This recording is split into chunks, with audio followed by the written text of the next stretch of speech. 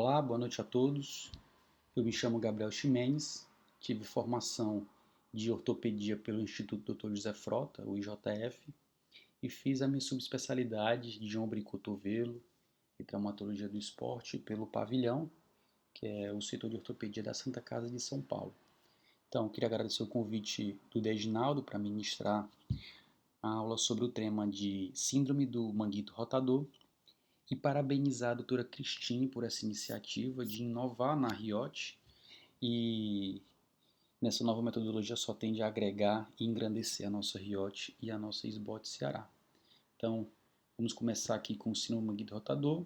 Na sequência, a gente vai falar de artropatia do manguito rotador. Então, primeiro slide, a gente vai falar sobre anatomia, um slide bem simples e resumido dos músculos do manguito rotador. Nós temos 4. O supraespinhal, ele tem a função principal de abdução do ombro, acima de 60 graus principalmente, pois até essa angulação, quem faz esse movimento primordialmente é o músculo deltoide. Então, o supraespinhal ele é inervado pelo nervo supraescapular. O músculo supraespinhal tem a função de rotação externa, também inervado pelo nervo supraescapular, e o músculo redondo menor, também com a função de rotação externa, mas inervado pelo nervo axilar. O músculo subescapular ele fica na fossa anterior da escápula, tem a função principal de rotação interna e é inervado pelo nervo subescapular, tanto na sua porção superior quanto na sua porção inferior. Então, quando a gente vai falar de síndrome do manguito rotador, a gente tem que primeiro falar de síndrome do impacto do ombro, pois o não tratamento ou tratamento inadequado do impacto do ombro, ele tende a evoluir para uma síndrome do manguito rotador. Então a gente vai começar a aula falando realmente do impacto do ombro. Então, nós temos 3 tipos de impacto. O impacto subacromial é o tipo mais comum, é o tipo de impacto que o paciente muitas vezes já chega no consultório de ombro falando sobre ele, já tendo lido alguma coisa, então é o tipo mais comum, está mais relacionado à lesão do supraespinhal, assim como o infraespinhal na sequência. O impacto posterior-superior da glenoide, ele é um impacto menos comum, mas também presente, também conhecido como impacto interno, também lesiona a parte do supra e infraespinhal, principalmente do infraespinhal. E o impacto subcoracoide, também conhecido como impacto interno de Geber, ele já tende a lesionar mais o músculo subescapular. Então, a gente vai falar de um por um o principal de cada tipo de impacto. Começando pelo impacto mais comum, o impacto subacromial. Então, como definição, o impacto subacromial, ele é o choque que ocorre entre o tubérculo maior e o arco acromial quando o paciente faz uma elevação do ombro. Tá? Então, aquele conteúdo que a gente tem entre essas duas estruturas, o tubérculo maior e o arco acromial, que é principalmente formado pelo tendão do supraespinhal e do infraespinhal, a cabeça longa do bíceps e a bursa subacromial. Então, quando a gente eleva e causa esse impacto, as estruturas que estão entre esses dois ossos ou entre essas duas estruturas, elas tendem a ficar sofridas. Então, lembrando que o arco acromial é composto pelo processo coracoide, o ligamento coracoacromial e o acrômio em si. As formas de impacto subacromial, nós temos as primárias e as secundárias. Então, as primárias, elas estão mais relacionadas à conformação daquele ombro. E as secundárias, as variações anatômicas, diferentes, logicamente, da normalidade ou as patologias desse ombro. Então, começando pelas primárias, né? A forma do acrômio, ela está relacionada com o impacto subacromial, então um acrômio mais espesso, ele tende a causar impacto do ombro. A inclinação do acrômio, ou seja, a inclinação, um acrômio mais curvo ou um acrômio mais ganchoso, tende a estar mais relacionado com o impacto. Os esporões acromial anteroinferior, então, quando o ligamento coracoacromial, na sua porção junto do acrômio, calcifica, aquela calcificação forma um esporão e aí também pode relacionar com o impacto, como se fosse até simulando um acrômio tipo ganchoso, tipo curva, a depender do tamanho desse esporão. Então, pacientes que têm artrose acromioclavicular tendem a ter osteófitos nas suas regiões da borda antero-inferior, tanto do acrômio quanto da clavícula. Então, esses osteófitos também podem causar impacto de forma primária. E o osso acromiale, que é uma ausência de fusão dos núcleos de ossificação, vou falar um pouco mais na frente, é também uma causa primária. Para as causas secundárias, nós temos as frouxidões ligamentares, as instabilidades articulares, alterações escapulotorácicas, então pacientes que têm cinesia escapular, têm uma escápula alada, um paciente que já teve uma lesão do nervo subescapular, ele pode ter alguma alteração da escápula torácica, alterando o movimento fisiológico, levando a um impacto. E as fraturas, né? Então, aqueles pacientes que têm fratura, que tem uma consolidação viciosa, por exemplo, do tubérculo maior, um tubérculo que consolidou ascendido, diminui o espaço entre o acrômio e o tubérculo, então o conteúdo que fica entre essas duas estruturas podem estar sofrendo impacto quando faz um movimento. A escápula, por exemplo, uma fratura do colo da escápula ou até um ombro flutuante com consolidação viciosa, alterando o espaço subacromial, a altura das estruturas, pode também levar a um impacto subacromial. Então, esses aqui são alguns motivos para impacto da forma primária e da secundária. A gente vai falar agora um pouco das classificações. Na ortopedia tem muitas, né? Então não vai ser diferente no ombro. O tipo mais comum de classificação do acrômio é a classificação de Bigliani. É a classificação realmente que a gente usa mais no dia a dia e na prova também é cobrada. Então a classificação ela é feita por raio-x. Você faz a incidência de perfil da escápula com inclinação caudal de 10 a 40 graus. E a gente tem 3 tipos. A gente tem o tipo 1, que é um tipo reto. O tipo 2 é o tipo curvo, que é o mais comum. O tipo 3, ele é o tipo ganchoso. Ele é o segundo mais comum, porém é o mais relacionado à síndrome do impacto. Tá? Então, não confundir isso. O ganchoso, ele não é o mais comum, mas é o mais relacionado à síndrome do impacto. O tipo 2 é o mais comum.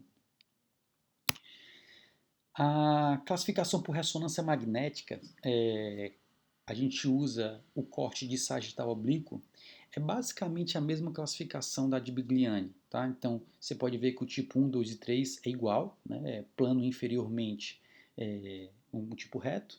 O tipo 2 também é o mais comum e é o curvo. O tipo 3 é o ganchoso e também mais relacionado com a síndrome do impacto. Então, a diferença aqui vai entrar no tipo 4, aonde a gente, na figura, eu até identifiquei, eu não consigo mostrar aqui com pointer, mas a tipo 4, ela é convexa inferiormente.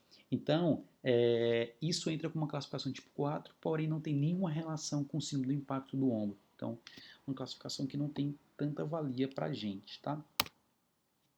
Mas tem que conhecer. Então, a classificação de Snyder é uma classificação também que a gente não usa muito na rotina do dia a dia do ombro, mas para a prova tem que saber.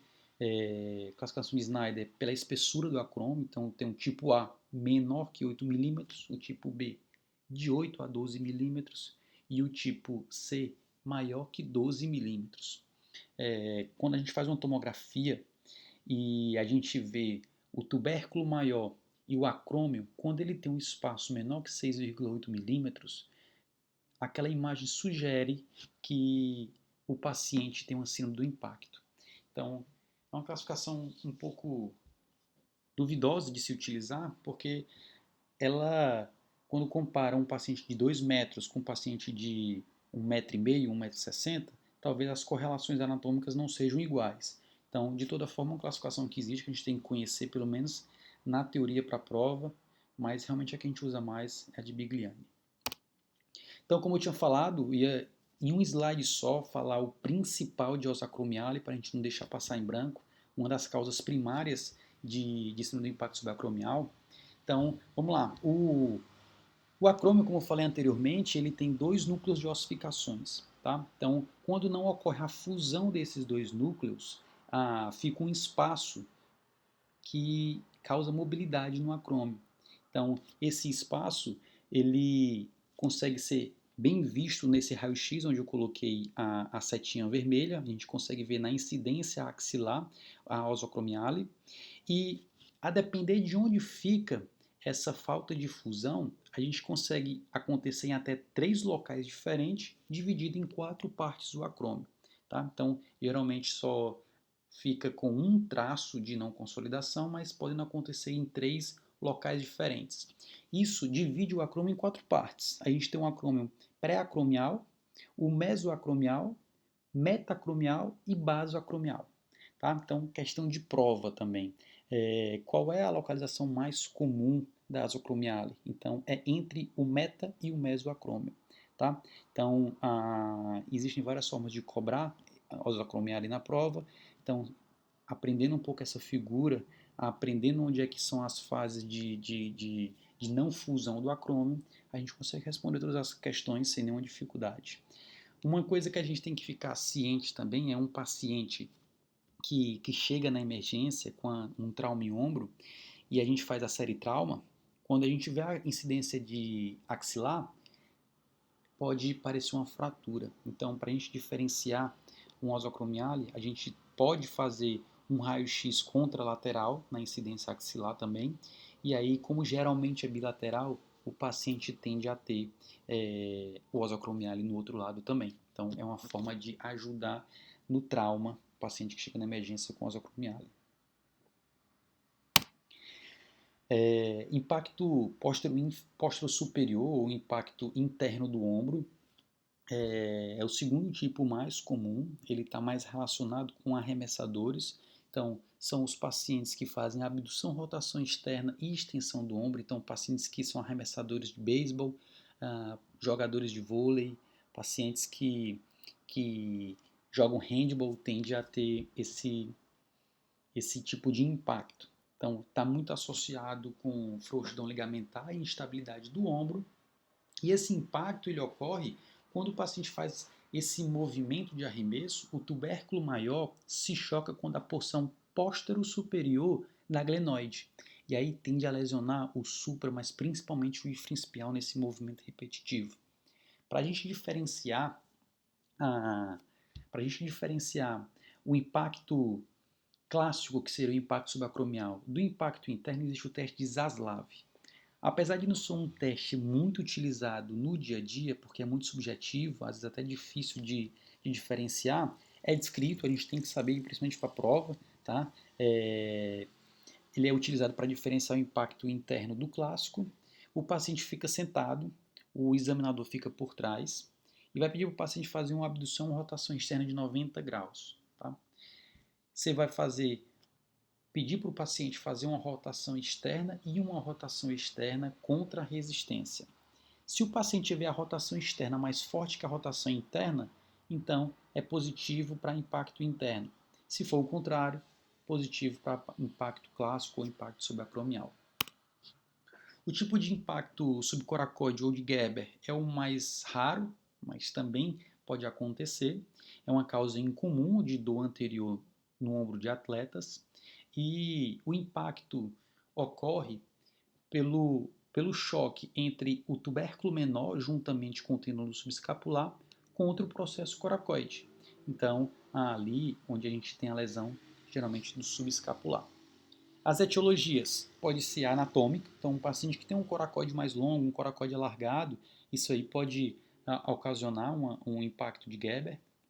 As traumáticas, então pacientes que têm fratura do coracoide ou fratura da glenoide, que altera a distância entre essas duas estruturas, ela pode causar também um impacto, uma consolidação viciosa ou até mesmo uma fixação não anatômica, pode causar isso. Que talvez uma fixação não anatômica entraria numa parte iatrogênica, que seria uma outra causa. Né? Mas as causas iatrogênicas geralmente ocorrem por cirurgias de Bristol, Latarjet ou Trilar. Tá? Então, eu coloquei uma ilustração aqui de uma cirurgia de Latarjet, tá? Porque quando a gente não faz a cirurgia respeitando a técnica adequada, você pode causar um impacto de Gerber. Como seria isso? Então, a cirurgia de Bristol, a cirurgia de Latarjet, você faz uma osteotomia do processo coracoide, você faz a transferência do processo coracoide para a região anterior-inferior da glenoide e faz a fixação com 2 parafusos se for lata G, com enxerto deitado e com enxerto em pé com um parafuso se for um bristo. De toda forma, quando a gente faz esse corte axial, a gente consegue perceber que aqui na imagem está anatômico, está perfeito como deveria ser. Porém, se eu faço a fixação mais lateralizada, eu causo 2 problemas. Eu causo um batente articular, que isso o paciente tende a evoluir com artrose, porém, eu diminuo o espaço entre o enxerto e o tubérculo menor. Então, quando o paciente faz a rotação interna, pode se chocar contra esse enxerto e aí causar uma lesão crônica do subescapular, podendo chegar até uma ruptura deste. Então, foi um exemplo que eu dei aqui ilustrativo. A cirurgia de trilar é uma cirurgia pouco utilizada para a instabilidade do ombro, descrita, mas praticamente não se faz, mas é uma osteotomia do processo coracoide, se faz uma lateralização dele, e aí essa lateralização diminui o espaço entre o processo coracoide e o tubérculo menor, podendo causar um choque e sim também lesionar o subescapular. Tá? Então, nesse tipo de impacto de Geber, no exame físico, a gente pode achar no paciente uma dor anteromedial exacerbada com a flexão e rotação interna, ou seja, você faz o teste Hawkes-Kennedy, já teve aula sobre exame físico, então no teste Hawkes-Kennedy o paciente tende a ter dor, e a dor também pode aparecer quando o paciente faz o teste da adução forçada, o paciente pode referir dor. Então, o tratamento da síndrome do impacto do ombro. Então, vai depender muito do tipo de paciente, do tipo de impacto, tem várias variáveis. Então, meu objetivo não é tratar o impacto aqui nessa aula, mas, de um modo geral, os pacientes com tratamento conservador evoluem muito bem. Tá? Basicamente, analgesia, alongamento capsular e fortalecimento do manguito já tende a melhorar muito os pacientes com síndrome do impacto do ombro. E os casos cirúrgicos, eles ficam para aqueles casos que o paciente não melhorou com tratamento conservador. Por exemplo, um paciente que tem um acromotipo ganchoso, tá? Que fez o tratamento conservador, mas continua sintomático e está piorando. Então faz a acromoplastia. Um exemplo, um paciente que tem uma consolidação viciosa do tubérculo maior, que está acendido, então você faz uma osteotomia, baixa aquele tubérculo, ou uma escápula também que está consolidada viciosa, você tem de fazer uma cirurgia corretiva. E as complicações do impacto são as lesões do manguito rotador, principalmente. Então, essa complicação, que é a lesão do manguito rotador, ela tende a evoluir para uma síndrome do manguito rotador. Então, a gente abordou a síndrome do impacto do ombro, chegamos na complicação que seria a lesão do manguito rotador, que vai evoluir para uma síndrome do manguito rotador, onde realmente começa a nossa aula, o tema que foi proposto para a gente abordar. Então, na lesão do manguito rotador, a gente tem que conhecer as zonas críticas de Códima do tendão do manguito rotador, principalmente do supraespinhal. Tá? São 3 regiões hipovascularizadas. Né? O tendão ele tem uma região de inserção do tubérculo maior hipovascularizada. E você pode ter lesão em 3 partes desse tendão. Né? Então, a gente vai começar pela porção articular, está ilustrada pela letra C da imagem. Tá? É a região menos vascularizada, é onde ocorre a maioria das lesões, e por ser menos vascularizada, ela tende a ter uma dificuldade maior de cicatrização. A porção intratendina está ilustrada na figura B, a porção bursal mais vascularizada está ilustrada na imagem A. Então, o quadro clínico da síndrome do manguito rotador. Né? Então, o paciente refere uma dor constante e progressiva que piora com a elevação e no turno da noite. Então, a explicação do turno da elevação é bem lógica, que quando o paciente já não tratou o impacto, já tem a lesão do manguito, quando ele eleva, piora as compressões das estruturas subacromiais. E a pior à noite ela é explicada porque quando o paciente está durante o dia trabalhando, enfim, fazendo atividades do dia a dia, geralmente ele está em pé ou sentado. Então, a gravidade tende a puxar esse membro superior para baixo, o húmero para baixo, e aí aumenta o espaço subacromial, descomprimindo as estruturas subacromiais. Quando o paciente vai dormir, tende a deitar, né? Então, o ombro, ele diminui o espaço subacromial, comprime novamente as estruturas subacromiais. Então, essa é a explicação da piora da dor à noite.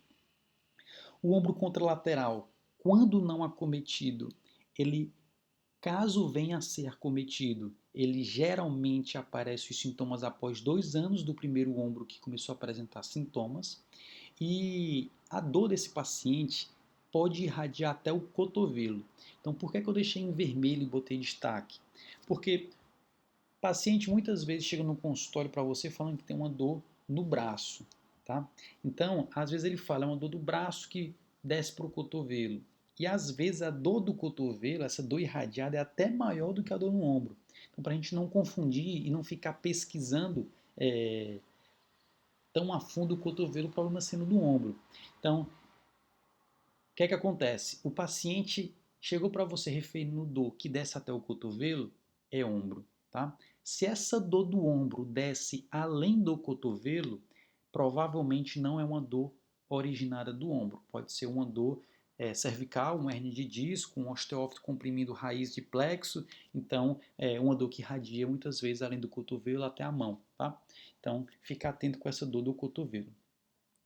A dor pior nas lesões parciais. Então, algumas vezes o paciente, quando começa a falar história clínica para você, ele chega se queixando de uma dor que era muito intensa, que deu uma melhorada e voltou a piorar. Então, provavelmente esse paciente tinha um síndrome do impacto, não tratou, fez uma lesão parcial, ficou com muita dor, também não tratou, rompeu completamente, deu aquela aliviada na dor, porque a dor, quando rompe completo, geralmente é menor do que a dor parcial, da lesão parcial, e aí, como é uma lesão progressiva, aos poucos foi piorando novamente, aumentando a dor.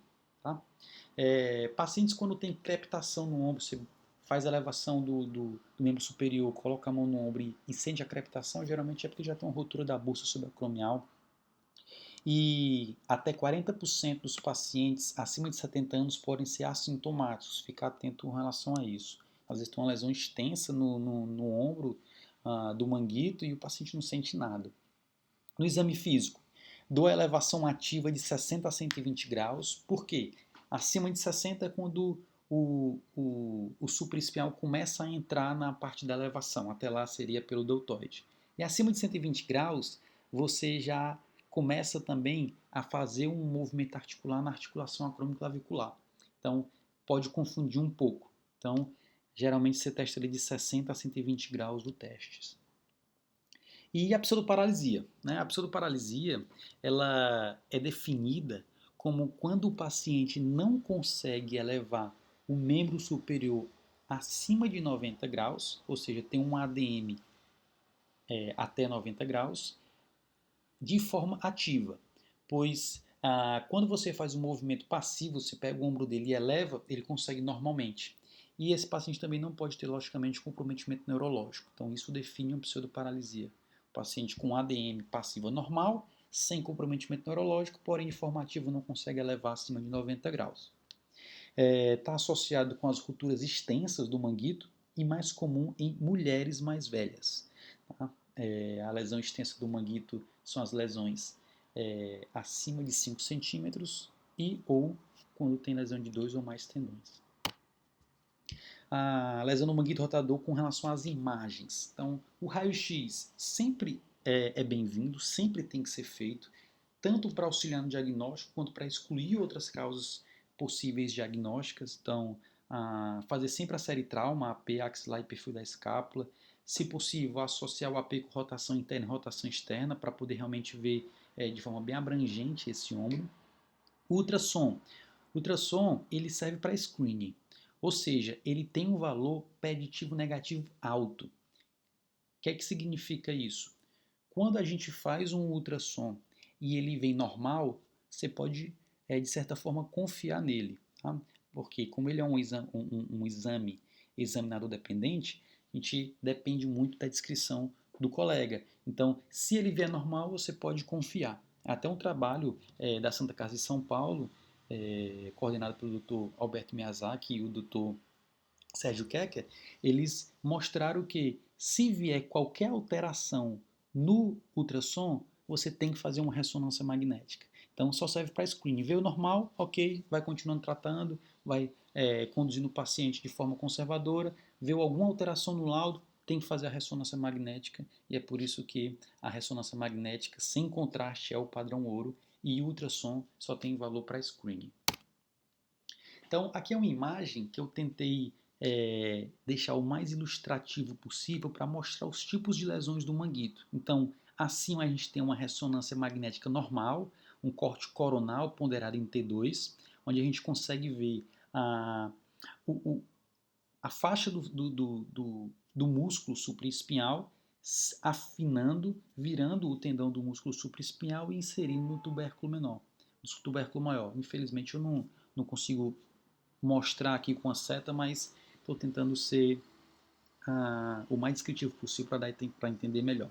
Então, eu coloquei uma foto ilustrativa e coloquei uma foto de ressonância magnética. Então, a gente vai começar pela lesão parcial intrasubstancial, né? Então, é quando nós temos a parte articular e a parte bursal inserida, mas temos uma lesão no meio do tendão. Então, é a intrasubstancial. A lesão parcial articular é a mais comum, então é quando a parte bursal está inserida, mas a parte articular está rompida. Então, isso seria a articular. A lesão parcial bursal é o contrário, é quando a parte articular está inserida e a parte bursal está rompida. Então, a gente consegue mostrar aqui na seta e na figura demonstrativa, ilustrativa, no desenho, né? E a ruptura completa, né? A lesão total. Então é quando fica aquele líquido entre o tendão e o tubérculo maior, fica bem esbranquiçado, uma ruptura completa, um PAT 2 aqui, que a gente vai falar um pouco mais na frente de classificações também. Então, a gente vai falar agora de ângulo crítico. É um ângulo importante no ombro, apesar de não ser tão utilizado, mas ele faz todo sentido, é importante para a prova também, cobre em prova esse ângulo. Então, primeira coisa, como é que esse ângulo é formado, né? Então, a gente passa uma linha na fossa da glenoide, tanto na sua parte superior quanto inferior, faz um AP verdadeiro, né, do ombro. E a outra linha, a gente vai passar da borda inferior da glenoide, margeando a parte lateral do acrômio. Então, aqui nós temos o ângulo crítico. O ângulo crítico, o ideal é ficar entre 30 e 34, essa pequena margem. Por quê? Né? Então, assim, na primeira imagem a gente vê que o ângulo está de 39. Então, na imagem subsequente a gente consegue ver que foi feito o reparo do manguito, o paciente tinha até uma tendinite calcária associada, né? Então, duas âncoras, reparou o manguito e aí ele fez uma acromioplastia lateral, provavelmente anterior também, mas com certeza lateral, diminuindo o ângulo crítico de 39 para 33, né? Então, por que disso? O ângulo crítico acima de 34, ele sobrecarrega o supraespinhal. Então, durante a abdução do ombro, ele transfere toda a função que era para ser o deltoide para o supraespinhal. Então o paciente acaba sobrecarregando, já tem aquela zona crítica de Codman, o paciente faz um movimento repetitivo, então acaba sobrecarregando e faz a ruptura do supraespinhal. Então, quando a gente faz a acromioplastia, a gente diminui esse acrômio, transfere a força que era utilizada do manguito rotador para o deltoide, auxiliando aí na diminuição da tensão do manguito rotador. Agora, por que é que tem que ser até 30 graus essa acromioplastia? Porque abaixo disso você já começa a ser um preditor de artrose primária. Então, se você deixar a função muito para o deltoide, ele acaba tracionando de forma ascendente o membro superior e aí pode causar uma artrose primária.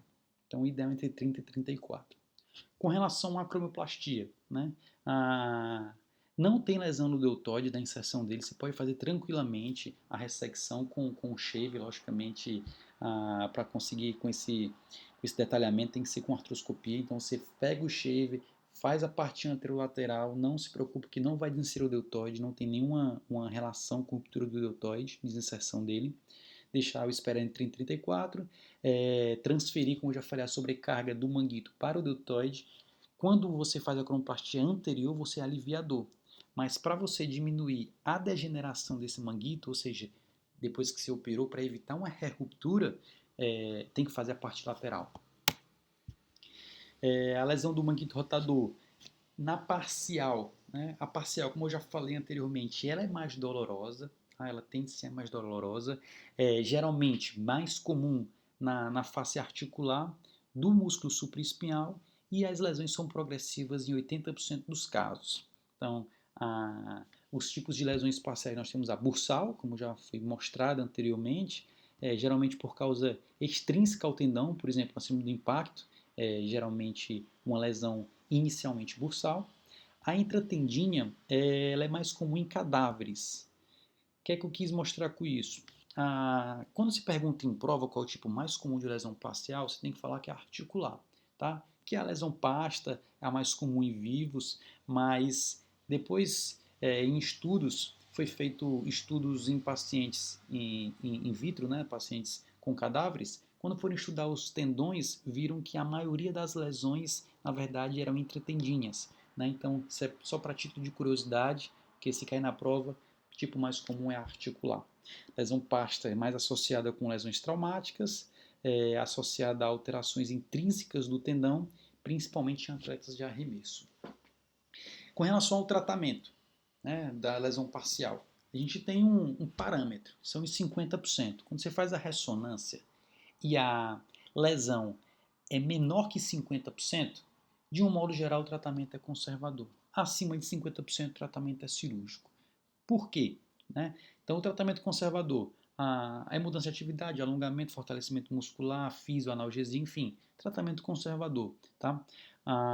Quando é abaixo de 50%, você não espera, na verdade, que essa lesão vá cicatrizar. Pode acontecer, mas não é o que você espera. A gente faz o tratamento conservador, na verdade, para fazer com que os músculos, os outros músculos do manguito rotador, junto com a cintura escapular, compensem aquela ruptura. Tirem a sobrecarga daquele músculo que está lesionado, daquele tendão que está lesionado. Então, essa é a função do tratamento conservador. Tá?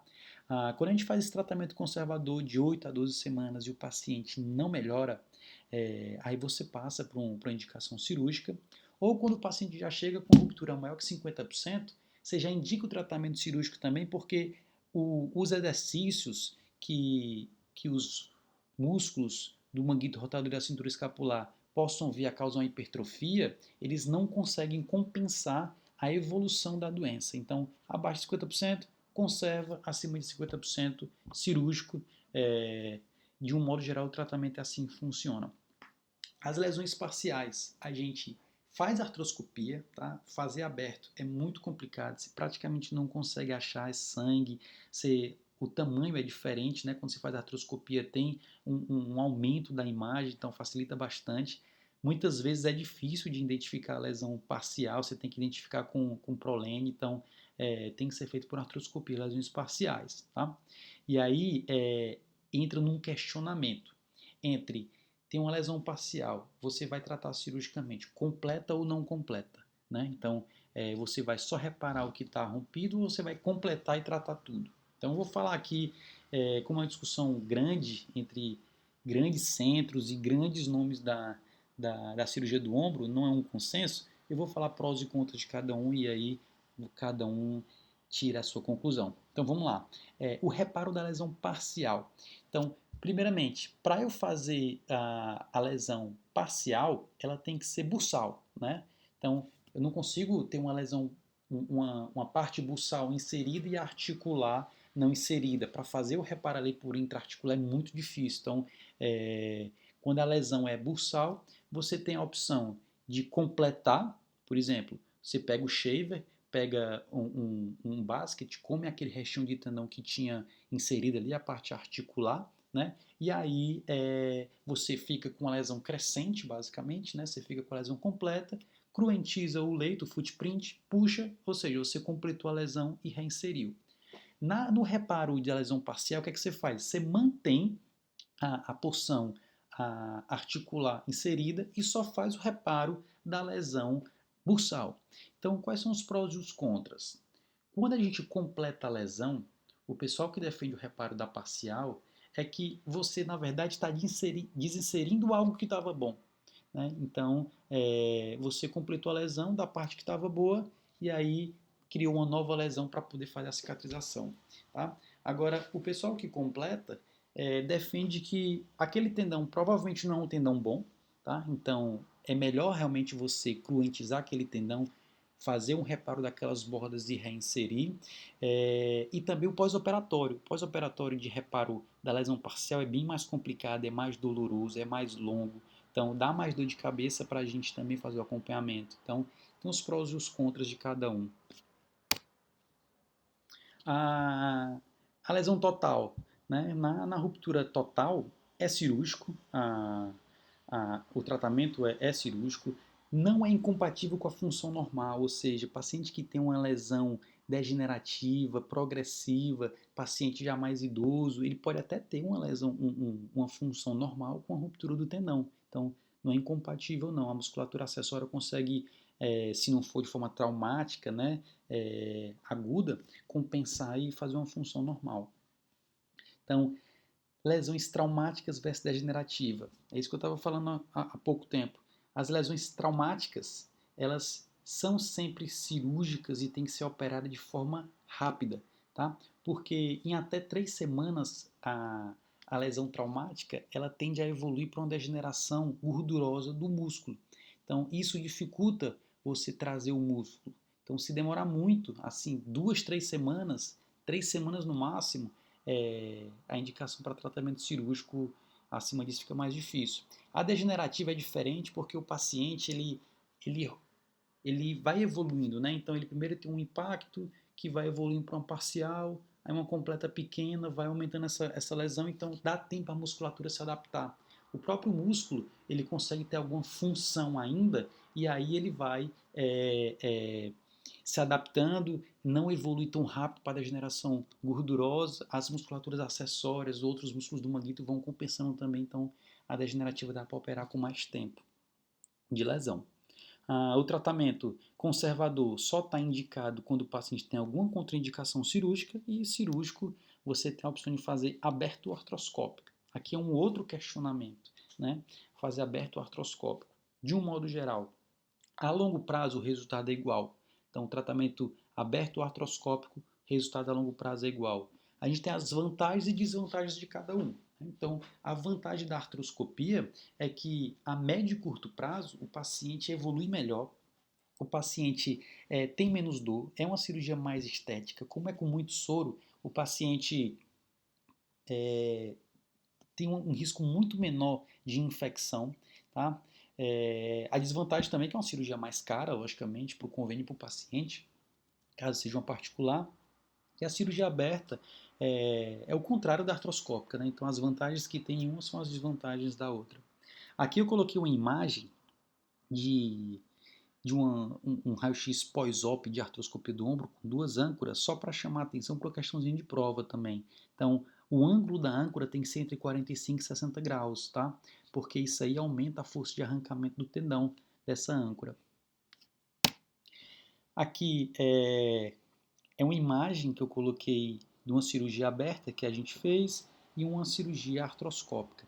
Infelizmente eu não vou conseguir rodar esse vídeo da cirurgia artroscópica, onde eu mostrava a lesão em crescente, uma lesão grande, e no vídeo de baixo eu mostrava a lesão reparada, para ter uma noção como é na artroscopia. Não vai rodar, mas do lado esquerdo a gente tem aqui uma lesão completa do supraespinhal, pegando um pouquinho do infra.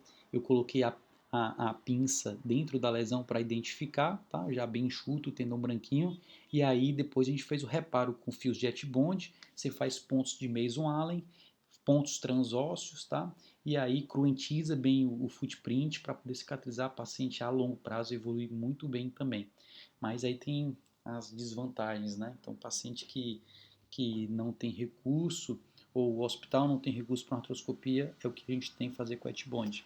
Se for para fazer aberta, você pode inclusive usar âncora, você pode fazer com fio de fiber, que tem outras vantagens, né? Mas não foi o caso desse paciente, a gente fez com a Etbond.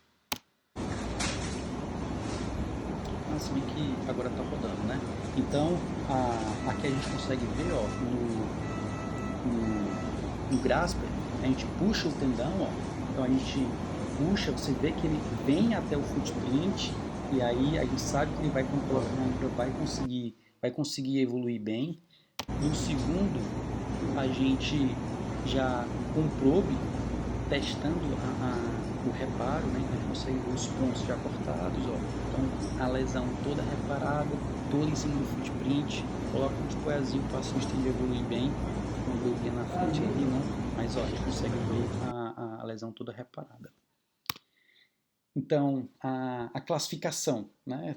Mais classificação. Aqui, na verdade, pessoal, eu coloquei várias classificações que são cobradas em prova, são várias. Eu fiz uma compilação, eu organizei todas as classificações para ficar mais fácil ou menos chato de decorar ou aprender, tá? Então, depois você dá uma lida com calma, eu vou passar um pouco mais rápido, mas a classificação de Nier para degeneração do tendão são as tendinites, né, que tendem a evoluir até com ruptura. Então, a grau 1 são pacientes menores. Aqui tudo é questão de prova. Grau 1, classificação de Nier, aí coloca lá os itens, tá? Então, grau 1, menor que 25 anos, tem ali o edema, o hematoma do tendão, que é reversível com o tratamento. Geralmente ele é associado com a síndrome do impacto, né? Pacientes jovens com uso excessivo, então movimento repetitivo no trabalho, pode ser a causa principal. O tratamento é conservador, com reabilitação, reforço do bíceps e do manguito rotador. O grau 2, 25 a 40 anos, já tem uma fibrose do tendão com a tendinite, uma dor crônica e intermitente desse paciente, tratamento também conservador nos primeiros episódios, e aí quando o paciente não melhora, você considera uma acromoplastia, uma ressecção do ligamento coracocromial e uma bussectomia. E a grau 3, paciente já acima de 40 anos, o perfil principal de paciente que chega para a gente no consultório, é paciente de 40, 60 anos, com ruptura parcial, total, do bíceps, do manguito, alterações ósseas acromiais, a debilidade progressiva, o paciente vai perdendo movimento, força com o tempo, a dor intermitente progressiva, com a fraqueza e perda da função, o tratamento aí é reparo do manguito, a cromoplastia anterolateral, né? Você pode fazer também a lateral dependendo do ângulo crítico. Outra classificação de Ellman para lesão parcial, então a grau 1 é a lesão parcial menor que 3 milímetros ou menor que 25% da espessura, a grau 2, lesão parcial profunda, fica entre 3 e 6 milímetros, de 25% a 50% da espessura do tendão. A grau 3, a lesão parcial acima de 6 milímetros, já acima de 50% da espessura.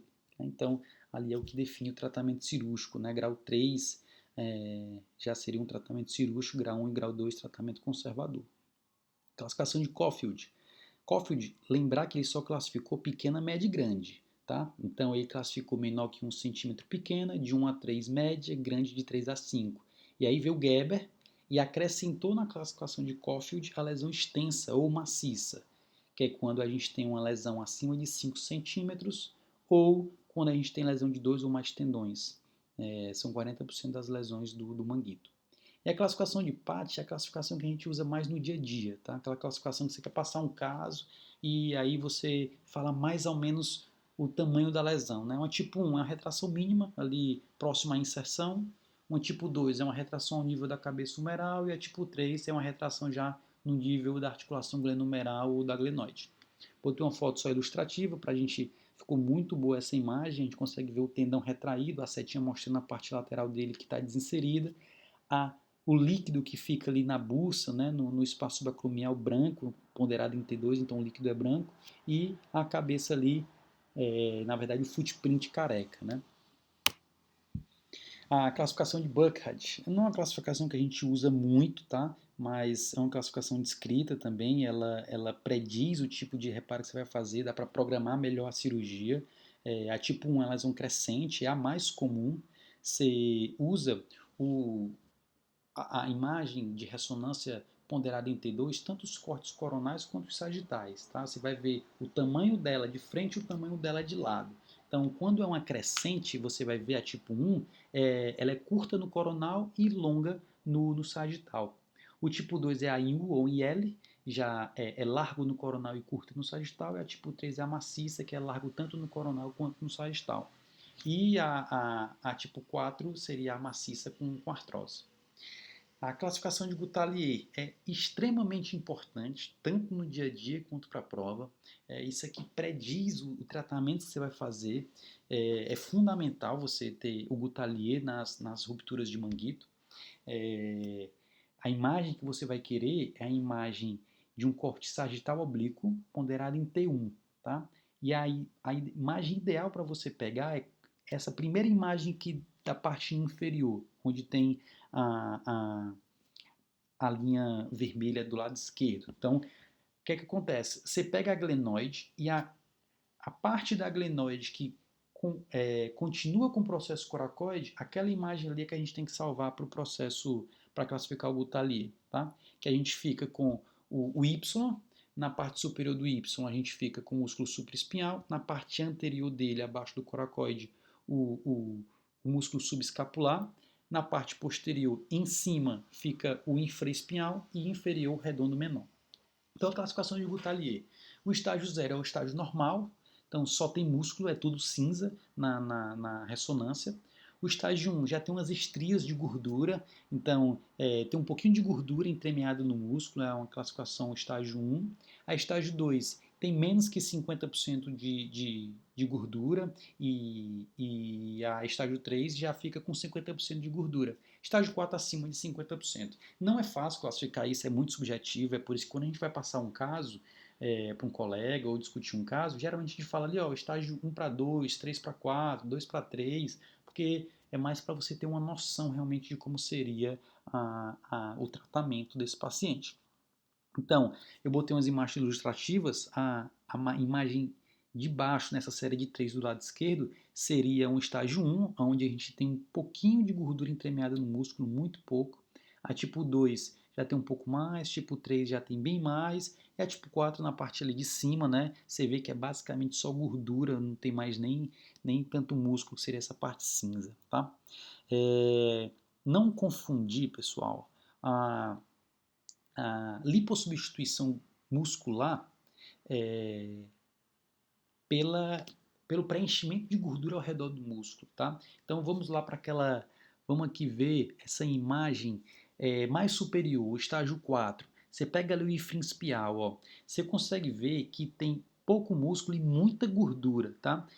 A gordura que a gente considera para o Gutalier é a gordura dentro do músculo. A gordura de preenchimento por atrofia muscular ao redor do músculo não entra no Gutalier, tá?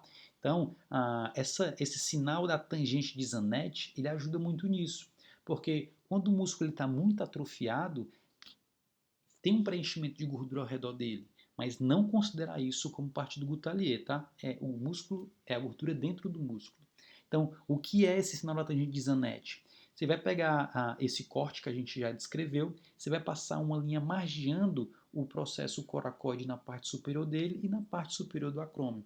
Então, se o músculo supraespinhal estiver passando dessa linha, é porque o músculo está atrófico, é um músculo de um tamanho bom, não está tão atrofiado, tá bom.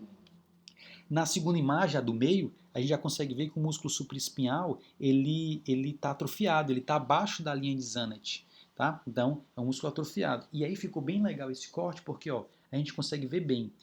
Acima dessa linha, a gente consegue ver que tem muita gordura, sendo que não é uma gordura dentro do músculo, é uma gordura de preenchimento de espaço morto. Isso não entra na classificação de Gutalier, sendo que no músculo abaixo dele a gente consegue ver a gordura dentro do músculo. Essa é a classificação de Gutalier, é dessa gordura que a gente está falando.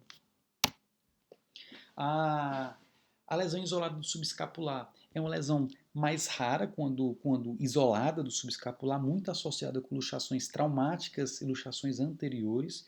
O mecanismo é a hiperextensão e a rotação externa, ou seja, o mecanismo de luxação anterior, né?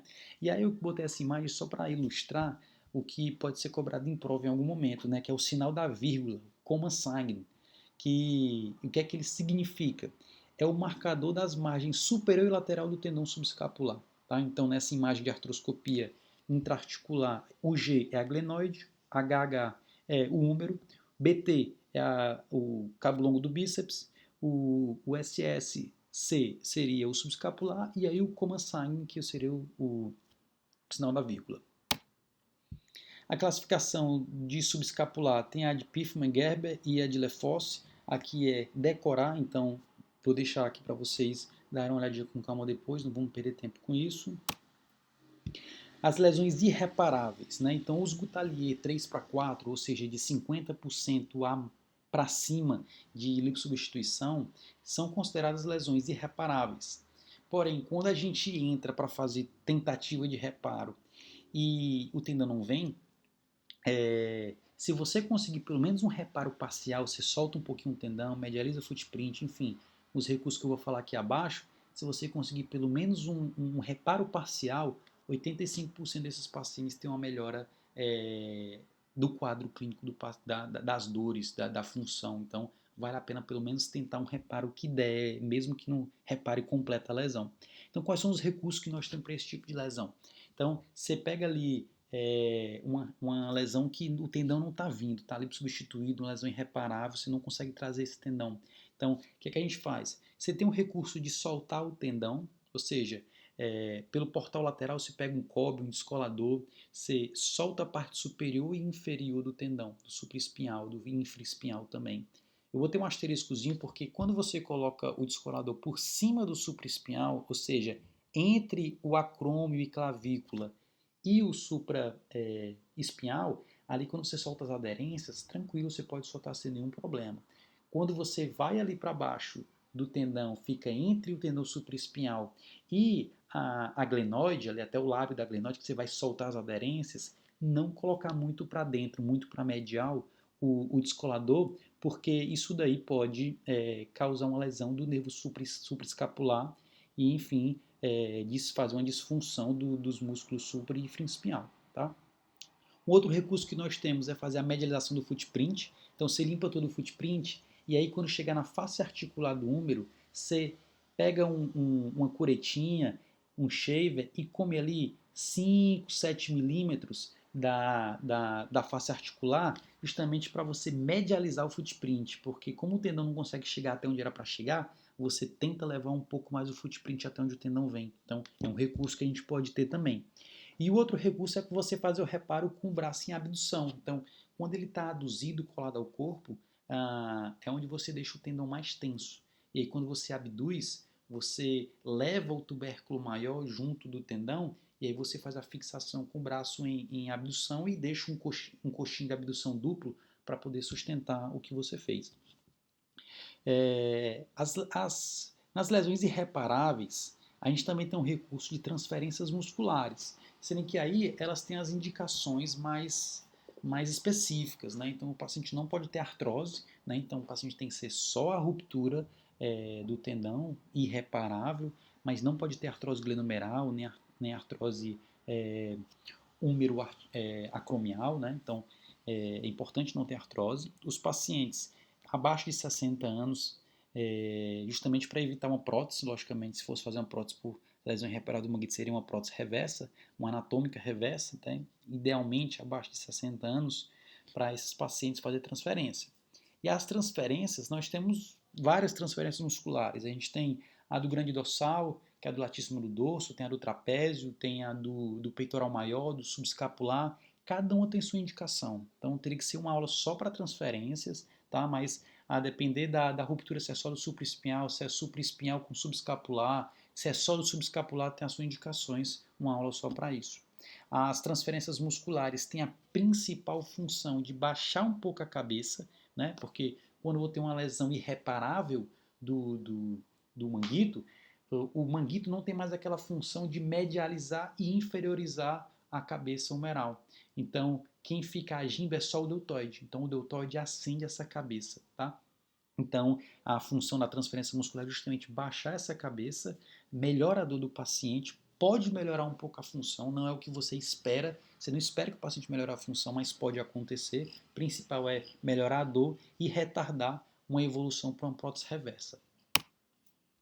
E aí, finalmente, a gente chega na artropatia do manguito rotador, que aí a artropatia do manguito rotador já é o fim de linha, né? Então, um paciente que teve a síndrome do impacto e não tratou, evoluiu para a síndrome do manguito rotador, não tratou, e aí evoluiu para uma artropatia do manguito rotador. A artropatia do manguito rotador é o estágio final da doença, né? Uma lesão do manguito rotador. um desgaste pela acessão da cabeça humeral sobre a glenoide, que eu acabei de falar, né, o deltoide tracionando para cima a cabeça humeral, e é mais comum em mulheres, 75%. No raio-x, a gente consegue ver o sinal do surcio, questãozinha de prova, pode cair também, ou o sinal da sobrancelha, que é quando o deltoide acende essa cabeça e a cabeça se choca contra o acrômio, né? Então, faz essa setinha aí onde eu coloquei o sinal do espelho, o sinal da sobrancelha, o sinal do surcio. No raio-x a gente consegue ver também já em processos mais avançados, não é o caso da ilustração aqui dessa foto, osteófitos na parte inferior da cabeça humeral, diminuição do espaço articular humeral, acromial, glenoidal, então a artrose logicamente evolui com diminuição do espaço articular. A classificação de Hamada é a classificação mais utilizada para artropatia do manguito rotador, é a que a gente realmente usa no dia a dia, a mais difundida. Então são 5 estágios. O estágio 1 é uma diminuição mínima do espaço húmero acromial, então é bem subjetiva a estágio 1, é muito pequena a ascensão. O estágio 2 já é um espaço subacromial menor que 7 milímetros. O estágio 3 é quando a cabeça já acendeu que encostou no acrômio. E aí ocorre uma acetabolização do acrômio. Então é como se encaixasse, né, a cabeça do fêmur com acetábulo. Então, a acetabulação do acrômio. A estágio 4 é uma artropatia, ou seja, o paciente já tem a redução do espaço glenohumeral, e aí você tem a estágio 4A e B. A seria sem acetabulização e B com acetabulização. E o estágio 4 já é o colapso da cabeça humeral, necrose humeral, deformidade da cabeça, já seria o estágio 4. A classificação de Seebauer é uma classificação menos utilizada, mas também cobrada em prova, tá? E eu coloquei aqui de uma forma resumida as principais características de cada uma, e eu não vou me atentar muito aqui, depois vocês dão uma olhadinha com mais calma. Eu vou direto para a ilustração, aqui onde a gente tem a tipo 1AB, 2AB. Né? Então, a tipo 1 é a cabeça centrada e estável. A tipo 1B ela está centrada, porém ela está medializada. A tipo 2A ela está descentralizada e tem uma estabilidade relativa. E a tipo 2B já está descentralizada e instável. Então, depois você volta no slide anterior, vê com mais calma as características de cada uma que botei para facilitar para vocês. O tratamento, né? Então, abaixo de 60 anos, nas lesões irreparáveis do manguito, a gente vai fazer ali a analgesia, físio, logicamente já com artropatia não dá para fazer transferência muscular, e aí você pode lançar mão de um desbridamento artroscópico mais uma tenotomia do bíceps, seria o toalete articular, dar uma limpadinha ali, tentar tirar uma buça, tentar tirar o bíceps que está machucado como fonte de dor. Então é controverso esse tipo de procedimento, um trabalho da Santa Casa também mostrou que o paciente se beneficia, mas na prática a gente percebe que durante pouco tempo, então tem que avaliar o custo-benefício desse procedimento. Né? Pacientes acima de 60 anos, artropatia reversa, né? Idealmente acima de 70 anos, tá? Mas o paciente já tem uma artrose, está com muita dor, não tem outros recursos para ele, 60 anos já dá para fazer uma artropatia reversa. A gente fala isso, quanto mais para frente melhor, principalmente a reversa, porque a reversa é o último recurso da cirurgia do ombro, né? E aí a gente não tem ainda, é um procedimento relativamente novo, a gente não tem estudos com trabalhos acima de 15 anos de prótese reversa, entendeu? Então a gente não sabe como é o pós disso. Depois que complicar a reversa, a gente vai fazer o quê, né? Então é por isso que a gente tem que botar mais para frente possível. E aí, quando a gente tem uma lesão irreparável do manguito, tá? Ou seja, o manguito já não funciona, e o deltoide também não funciona, a gente lança mão da artrodese. Porque, logicamente, a prótese reversa, ela transfere a função do manguito para o deltoide. Sendo que se eu não tenho o deltoide, a prótese reversa não tem sentido, né? E aí a gente faz a artrodese do ombro, a gente deixa em uma flexão de 15 graus, abdução de 15 graus, uma rotação interna de 45 graus. Lembrando que na artrodese você não vai ter uma paralisação total da articulação. Você tem que lembrar que a articulação do ombro, ela tem tanto a glenohumeral quanto a escápula torácica. Então, lembra que ela funciona de 2 para 1. Então, o paciente ainda fica com uma angulaçãozinha ali de 30 graus mais ou menos de alguma movimentaçãozinha do ombro. Então, isso aí foi uma artrodese que eu tive a oportunidade de fazer. Num pós-operatório imediato, é uma cirurgia de salvação, né? Então, paciente com muita dor, não tinha mais indicação de transferência, artrose, não tinha indicação de prótese reversa, porque ele tinha uma disfunção do deltoide. Então, a gente faz um acesso posterior, a gente vem pela espinha da escápula, desce por anterior, tá? Na verdade, desce por lateral, e é como se fizesse ali um acesso de Mackenzie descendo, né? Nesse caso, a gente conseguiu preservar o axilar, tá? Então, a porção anterior do axilar dele, do deltoide dele, era boa. Então eu quis pelo menos tentar preservar a parte anterior do deltoide para não ficar tão magro, né, o ombro tão seco. Então a gente faz como? A gente pega uma placa, né, modela ela, fixa na espinha da escápula, desce para a região humeral, cruentiza a cabeça, cruentiza a parte inferior do acrômio e cruentiza a glenoide. Tá? A gente coloca parafusos tanto do acrômio para a cabeça, da cabeça para a glenoide e fixa a placa artrodesando. O paciente evoluiu bem depois, a gente tive a oportunidade de acompanhá-lo e ficou muito bem. Sem dor, pelo menos, que era a principal queixa dele. E aí a gente vai para a artropatia reversa do ombro. Vamos falar da biomecânica dela. Então ela tem um offset lateral menor. Primeiro vou explicar o que é o offset do ombro, né? Assim como tem no quadril, o ombro também tem. Então a gente vai aqui para a imagem dessa ilustração, dessas 3 imagens, para a imagem da direita. Tá? A gente tem uma linha vermelha e uma linha pontilhada. Essas 2 linhas, elas são linhas perpendiculares que tangenciam a vermelha o acrômio e a parte lateral do acrômio e a margem lateral do tubérculo maior. Então, esse espaço entre essas 2 linhas é o offset do ombro. Então, a imagem do meio a gente consegue ver uma artrose da cabeça que diminuiu o offset. Então, você vê que o offset está praticamente nulo, né? A linha vermelha está quase em cima da pontilhada. E aí, quando você faz o resurface, você regenera o espaço articular e aí volta a ter o offset. Então, por que isso é importante? Porque na artropatia reversa do ombro, a gente vai ter uma medialização e uma inferiorização do centro de rotação do ombro. Então, eu coloquei essa imagem aqui, tanto numa prótese reversa que a gente fez, quanto desse raio-x normal do ombro. Então, compara o centro de rotação do ombro. Então, você vê que quando você faz a prótese reversa, ele tanto medializa, diminui o offset, quanto você inferioriza. Isso é questão de prova, tá? A biomecânica da reversa do ombro. Nessa paciente que a gente operou, não ficou tão legal para a gente ver o offset, porque ela é uma paciente obesa. Veja aqui pela mama, pelas partes moles, que era tanta partes moles que o paciente ficava naturalmente abduzido o ombro. Então não ficou tão legal esse raio-x, mas era o que eu tinha salvo aqui. Então vamos lá.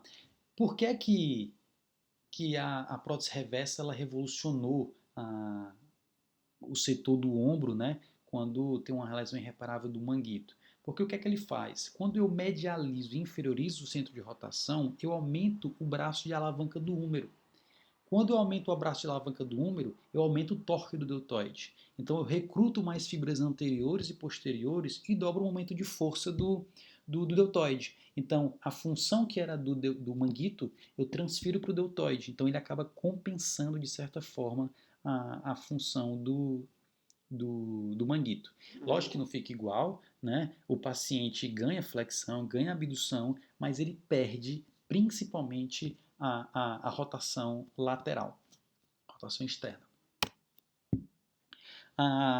O note escapular inferior é algo que a gente tem que falar nas próteses reversas. Aqui é um raio-x que eu peguei da internet para ilustrar o que é o note escapular inferior. Na verdade uma osteólise inferior da glenoide causada pelo componente humeral. Então, esse componente humeral ele fica batendo na parte inferior da glenoide, abaixo do componente glenoidal e aí vai erosando aquela região. É um problema comum, bem comum, acontece de 50% a 96% dos casos, né? O aparecimento geralmente precoce nos primeiros 6 meses, tende a não ser progressivo depois dos 6 meses e as repercussões clínicas e radiológicas são, na verdade, incertas. Não tem relação com dor, mas está associada com a perda de força e diminuição da elevação. Na verdade, pode estar associada. Aqui uma classificação para o nódulo escapular inferior, né? A classificação de Sirvor. Se faz uma radiografia em AP, tem o grau 1, que aqui na imagem do lado a gente consegue ver, seria grau 1, 2, 3 e 4. O grau 1 é quando acomete só a glenoide, na verdade só a escápula, né, a parte inferior da escápula, mas não chega no parafuso. O grau 2 é quando já chega na incisura do parafuso inferior da placa. A grau 3 é quando passa desse parafuso e a grau 4 é quando atinge até a base central do PEG central do componente glenoidal. Então, o último slide, com relação ao pós-op das artroplastias reversas do ombro, ela tem 3 vezes mais complicações do que as totais anatômicas, né? Então, é uma prótese que tende a complicar mais no pós-operatório. A deterioração dela ocorre de 8 a 12 anos após o procedimento. Então, por isso que é idealmente reservada para os pacientes acima de 70 anos, porque ela não tem uma meia-vida tão longa, então a gente não tem outro recurso depois dela, a não ser uma revisão de prótese reversa, né? Mas a depender do que seja o problema não vai resolver. 3% da, dos procedimentos cirúrgicos evolui com estabilidade, sempre para anterior, tá? Isso é questão de prova também. A estabilidade anterior da prótese reversa é para anterior sempre. Ao realizar o movimento de rotação interna do ombro, então é como se o paciente fosse fazer o teste de Gerber, né? Colocar a mão para posterior. Então, quando ele faz esse movimento de rotação interna, pode causar uma instabilidade anterior. A complicação mais comum, a segunda é a infecção, então a complicação mais comum, questão de prova também, é a instabilidade anterior. E nos casos agudos, quando ocorre essa instabilidade de forma aguda, ali foi erro de técnica. Quando você faz só a redução incruenta, geralmente é mal sucedida. Então, fez a prótese, em pouco tempo luxou para anterior, vou só reduzir, vai ficar luxando depois. Muitas vezes aí erro de técnica, colocou o componente grande ou pequeno demais, ou muito para anterior, ou muito para inferior, enfim, depende do caso.